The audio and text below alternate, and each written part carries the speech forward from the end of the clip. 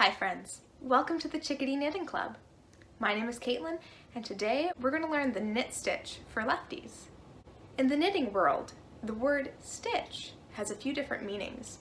You could be talking about each individual stitch on the needle, or you could be talking about the method that you knit with those stitches. For example, I have 15 stitches along my needle that I knit with the knit stitch. There are many different methods of knitting or stitches out there, but the most basic is the knit stitch, which is what we're going to be learning today. So without further ado, let's learn the knit stitch left-handed style. Before we get started, I want to let you know that everything is time-stamped in the description box below. So if you need to go to any specific part of the video but you're not sure where, that's where you can look and find out. Alright, we're going to take our needles and yarn and the stitches that we've just cast on. The needle that has the yarn on it always goes in your left hand. Do you guys remember how to hold the needles? Just like that. Don't be afraid to hold the stitches in your fingers. I like to teach with a little rhyme that goes in through the front door, around the back, through the window, off jumps Jack. And the first step in that rhyme is in through the front door. The way you're going to want to go in through the front door is to find the loop in the first stitch. Going from right to left, front to back, you're going to slide the needle into that loop. I want you to repeat that until you know you have it. Slide it through the loop. Remember, you're going right to left, front pointing backwards, like you're poking the stitch.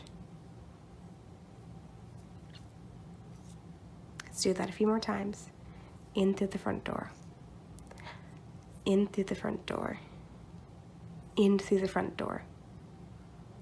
I want you to practice that as many times as your age. So if you're 8 years old, try it 8 times, sliding in through the front door. And if you don't think you've got it, try it a few more times. Once you're confident that you can go through the front door, we're going to go to our next step, around the back. Take note which thread is the one that's still attached to the ball of yarn. If you try knitting with this really short tail, you're not going to go very far. Make sure you're holding the long tail, all right? So you've taken your needle, you've gone in through the front door. You're going to hold the 2 needles in place with your left hand. And you can kind of see it forms a little bit of an X. That's how I do it. I know some people that it's more comfortable for them to hold it with a little space. It's more comfortable for me to make a little X. You decide what's most comfortable for you. All you have to make sure is that you remember which is the left needle and which is the right needle. Take that long tail. We're going to go around the back. Just take the thread, go around the back of the right needle. Just wrap it like that. Gone in through the front door, around the back. If you want to get technical, you're going in a clockwise fashion. Go round the back and wrap it around the right needle. Once again, I want you to practice that as many times as your age. Just going to unwrap it and go around the back. Unwrap it, go around the back. To review from the beginning, you go in through the front door and around the back. This next step shows how important it is to keep your hands at the tip of the needle and also to keep your stitches towards the tip of the needle too. When you look at the underside of your stitch, you see this kind of square opening right there? That's the window. Our next step is to go through the window. So holding on to both the stitch and the thread, you're going to poke the right needle through the window. Let's try it again. You're going to go through the window. One more time. Through the window.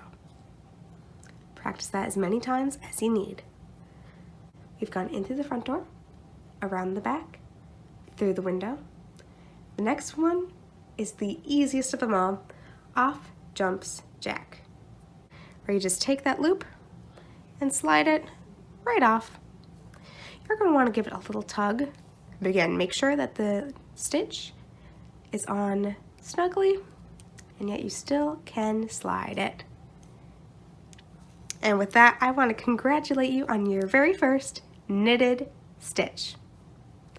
Let's do that all the way down the row, okay? Take the right needle and poke, don't mind that tail, and poke in through the front door. Take long tail and go around the back. Find that window, poke through the window, and off jumps Jack. Little tug. In through the front door, around the back, through that window, off jumps Jack. I'm going to push up my stitches. In through the front door, around the back, through the window, off jumps Jack. In through the front door, around the back, slide this through the window, off jumps Jack. In through the front door, around the back, slide through the window, off jumps Jack. In through the front door, around the back, through the window, off jumps Jack. 3 more stitches. In through the front door, around the back, through the window, off jumps Jack.